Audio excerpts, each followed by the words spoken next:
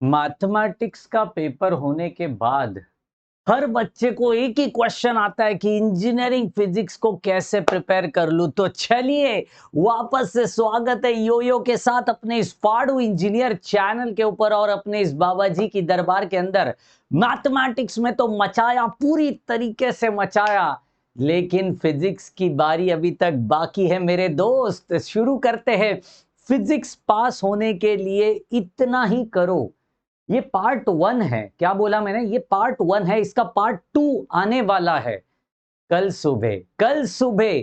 लेकिन फिलहाल के लिए ऐसे 3 मॉड्यूल्स के इंपॉर्टेंट क्वेश्चन आपके सामने रख रहा हूं जो आपके आगे आने वाले एग्जाम के लिए बहुत ज्यादा इंपॉर्टेंट हो सकते हैं। इसके आंसर्स प्रिपेयर करके ही रखना है। फिर इसके रिलेटेड कोई भी क्वेश्चन आने तो वो आंसर उधर लिख देने का। समझ रहे हैं मेरी बात को? और उसके साथ साथ अगर न्यूमेरिकल्स की प्रैक्टिस करनी है, डेरिवेशंस की प्रैक्टिस करनी है, तो लाइव लेक्चर आज रात को 10:30 बजे है। उसके साथ साथ कल दोपहर को है, कल रात को है। मचाएंगे पूरी ताकत के साथ। बाबा जी आपके साथ खड़े हैं आपकी एग्जाम होने तक, तो चिंता करने का नहीं। तो चलिए ऐसे कौन से क्वेश्चन से फटाफट फटाफट किताब लेके बैठो, नोटबुक पेन लेके बैठो। पहला सवाल आपके सामने ये रहा। State and explain Heisenberg principle. Quantum physics का ये सबसे important Heisenberg principle. Answer ready करके रखना। इस क्वेश्चन की लिस्ट के अंदर मैंने आपको डेरिवेशन लिस्ट नहीं दी हुई है क्योंकि वो अलग से प्रोवाइड की जाएगी। आई रिपीट वंस अगेन, ये पूरे थियरी क्वेश्चन से जो आपके एग्जाम में आ सकते हैं। तो हेजनबर्ग प्रिंसिपल के रिलेटेड सारी सारी जितनी भी आंसर को आप लिख सकते हो ढंग तरीके से, 1 से 1.5 पेज का आंसर अच्छे से रेडी करके रखिए। 4 से 5 मार्क के लिए जरूर आपके एग्जाम में पूछा जा सकता है। Next is Schrodinger's equation. इसके अंदर मैंने जानबूझ के डाला है क्योंकि इसके 2 डेरिवेशन है, एक टाइम डिपेंडेंट है, एक टाइम इंडिपेंडेंट है।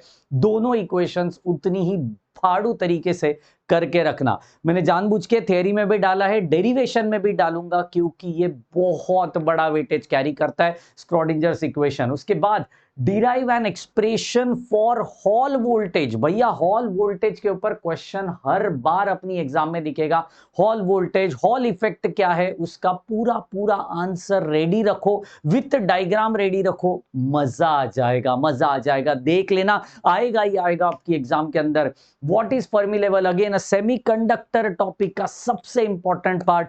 What is Fermi level in semiconductor? Answer ready करके रखना, अगेन विथ डायग्राम। फिजिक्स में थियरी क्वेश्चन लिखते वक्त जितनी डायग्राम ड्रॉ करोगे उतना फायदे में रहोगे, याद रखना मेरी बात को। तो Fermi level in semiconductor also जा रहा हूं मैं इंटरफेरेंस के अंदर। देखो दो दो टॉपिक का, मतलब एक टॉपिक का दो दो क्वेश्चन दिया। ये किसका है? क्वांटम का है। ये किसका है? Next one. ये किसका है? Fermi level hall voltage, obviously semiconductor का है। ये किसका है? इंटरफेरेंस का है। Newton's ring. फ्रिंजेस देखो इसके ऊपर क्वेश्चन आता है। Fringes are circular with a dark spot at a middle. तो ये बहुत ज्यादा इंपॉर्टेंट है। At the centre it will be a dark spot. उसकी डायग्राम होती है, वो डायग्राम निकाली तो अच्छी बात है, लेकिन कोई जरूरत नहीं है वो डार्क वार करना पड़ेगा। तो बेटर है आप सिर्फ सर्कल सर्कल सर्कल बनाओगे तो भी समझ जाएगा। बाजू में नाम मेंशन करने का, ये डार्क है, ये ब्राइट है, ये डार्क है, ये ब्राइट है, लाइक दिस। न्यूटन्स रिंग के ऊपर क्वेश्चन आएगा।